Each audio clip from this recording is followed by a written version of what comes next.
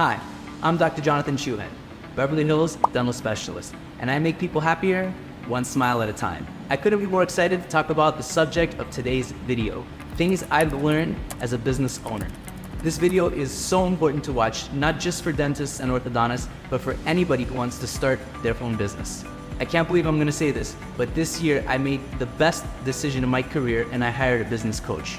This coach has changed the way that I look at my life, the way that I look at my business, and really the role that I have as a leader inside this business. As an entrepreneur, your number one goal is to constantly improve your company. And the best investment you can make is in yourself. I learned so much as a business owner, and it's my honor to be able to pass on that knowledge to all of you and helping you grow your business. So if you're an entrepreneur and you're feeling stuck and you feel like your business could be doing better than it is now, watch the rest of this video to find out things that I've learned as a business owner that's helped me. Before we go on, don't forget, hit the like button and subscribe to our channel here.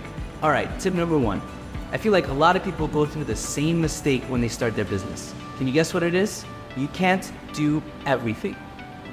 One of the major lessons I learned starting out my business was that you have to put people in the right positions to do their job. And if they're not capable of doing that job, then you need to find the right person who is. When you're able to delegate things out to other people, that lets you focus on what's most important, which is making the big decisions that involve your business. When you're the one doing everything, it's impossible to get everything going together. When you have a team together that's pulling in the same direction, it makes your job easier, which in the end makes everybody's job better. You should be delegating as many of the responsibilities as possible, and you should be overseeing those people in the work that they're doing. Tip number two, there is no replacement for systems and training. One of the biggest things I've been working with my business coach is that we need to have every single system, every single protocol written down.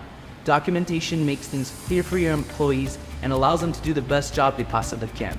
And once you have a written document of all the processes that you really want to be done perfectly, that gives you the opportunity to train. So having consistent training to enforce those policies that you set out on paper in writing allows your employees to know exactly what their expectations are. And when you have clear expectations, now you can get excellent performance. Next tip number three, loving what you do is everything.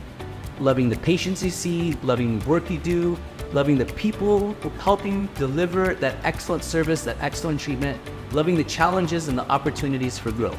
When you love what you do, you come to work excited every day.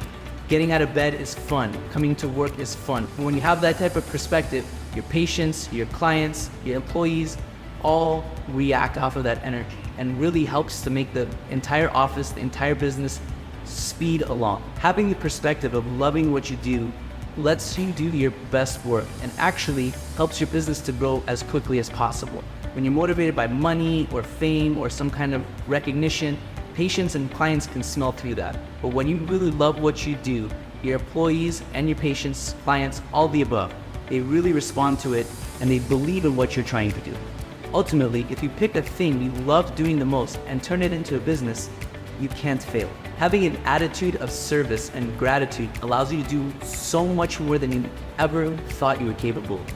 Entrepreneurship is all about service to others, and it's a part of who I am. Is it a part of who you are? All right, tip number four, you've gotta take time for yourself. Morning routine, or doing exercise, or having hobbies, or even spending time with your family. When you have time for yourself, it lets you recharge your batteries and be your best self. When you come to work, having that energy and that life inside you makes you so much more energetic in the work that you have to do. For example, I've started doing something called the Miracle Morning. I wake up at 5:30 every morning, spending an hour just for myself. That's meditating, working out, and journaling. Having an hour every single morning to myself really changes the way that I show up for my clients. It lets me come in with a fresh perspective, excited for my day, and when I do that for my patients, they really can feel the difference. All right, guys, tip number five. Well, it's not so much a tip as it is a proverb that I really love, and that is, even a 1,000-mile journey begins with a single step. To me, that means that no problem is too big to solve. No matter how far you have to go, no matter how much you have to do, as an entrepreneur, your job is to find the answer every single time. So no matter how big the problem is, know that with preparation, with hard work, being organized, and having a methodical approach, you really can solve any problem. And as an entrepreneur, again, if you have the will to make something work, you will make it work. Our last tip, guys, read, read, read. I know I'm an orthodontist, so nerd alert, but I really believe it. Reading and constant learning are the only way to keep your edge. So I'm gonna give you the last 4 books I read, 3 of which will apply to everybody and 1 of which for orthodontists. The first one is Raving Fans by Ken Blanchard. Another book I've read recently that I mentioned was Miracle Morning by Elrod. Another book you might want to read is Atomic Habits by James Clear.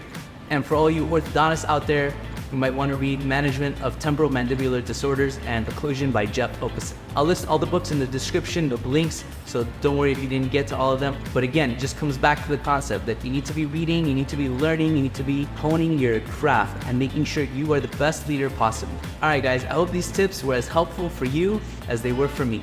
If this video was interesting for you, give it a thumbs up and subscribe to my channel right here.